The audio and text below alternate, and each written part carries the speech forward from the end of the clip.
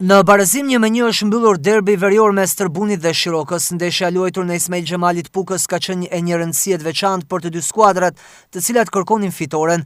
Pukianët për të ngjitur në renditje ku mbajnë vendin e 6 dhe Shirokasit për të mbajtur kreun e klasifikimit. KF Shiroka e drejtuar nga Tatangelo Mani e ka nisur ndeshjen në mënyrën më të mirë kur që në minutën e 3 ka kaluar në avantazh me anë të Rigers Musaraj.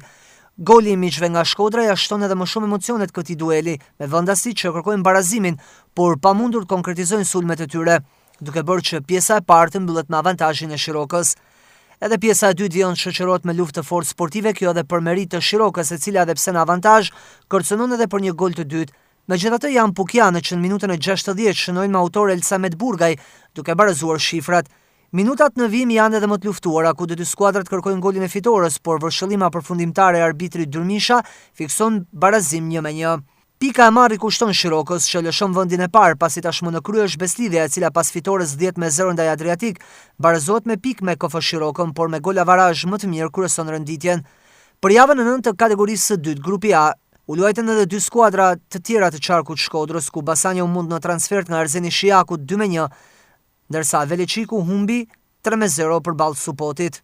Java e ardhshme e 10-ta sipas rradhës në kalendar ka të përcaktuar një super ndeshje të grupit A, ku në reshitruesi do të përballen dy kryesueset Shiroka dhe Beslidhja.